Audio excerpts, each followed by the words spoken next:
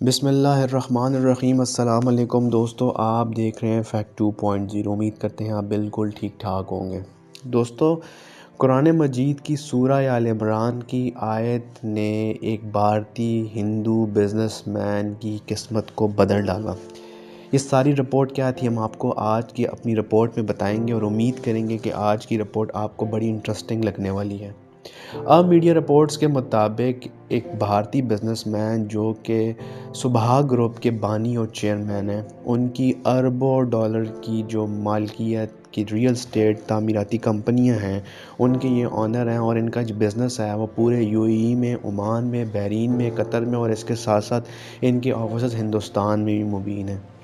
ان business man کے بارے میں ہم ایک ایسا بڑا راز بتائیں گے جس کو آپ سن کے آپ کا ایمان اور جاگے گا اور آپ کا ایمان اور پختہ ہوگا۔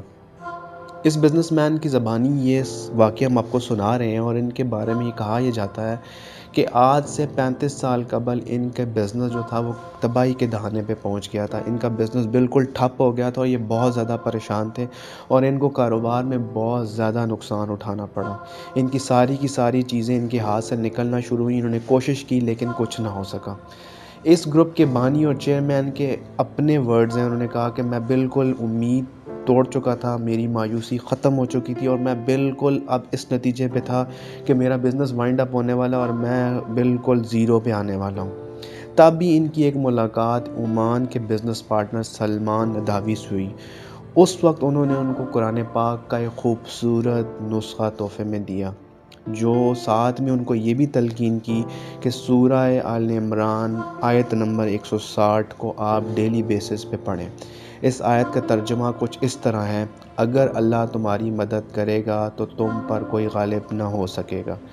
اس آیت کا پڑھنا تھا۔ اس آیت کا پڑھتے پڑھتے ان کے حالات درست ہونا شروع ہوئے، اور ایسے حالات درست ہونا شروع ہوئے کہ جو ایک کاروبار ختم ہو چکا تھا، ٹھپ ہو چکا تھا، جو وائنڈ اپ ہو چکا تھا، وہ دوبارہ اپنے پاؤں پہ کھڑا ہونا شروع ہو گیا۔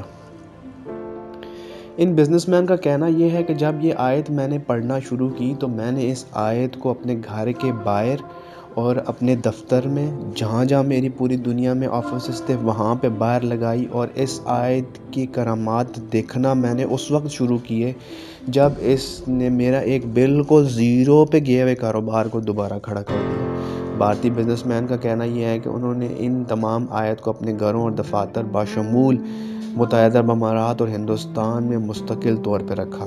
72 سالہ اس کاروباری شخصیت کا کہنا یہ ہے کہ یہ میری زندگی کا سب سے اہم ترین نسخہ تھا جسے میں نے آج تک اپنے پاس رکھا ہوا ہے، اور میں جب بھی اس کو اپنے پاس محفوظ رکھتا ہوں، جب بھی میں اس کو چھوتا ہوں، مجھے ایک سکون سا ملتا ہے۔ اور آج میں نے اپنے تمام بیٹوں اور بیٹیوں کے گھروں میں بھی ان آیات کو لگایا ہوا ہے۔ تو کہتے ہیں جی کہ ہمارے ان آیات کی وجہ سے ہماری زندگیاں بدل گئیں۔ اللہ تعالیٰ سے ہماری دعا ہے، اللہ تعالیٰ ہمیں قرآن پاک اور نماز پڑھنے کی توفیق دے اور ہمارا ایمان کو اور پختہ کرے۔ امید ہے جی آج کی ویڈیو ہماری آپ کو پسند آئی ہوگی۔ آج کی ویڈیو پسند آتی ہے تو پلیز لائک کا بٹن دبا دیں، سبسکرائب کر دیں اور بیل آئیکن کو دبا دیں۔ بہت شکریہ۔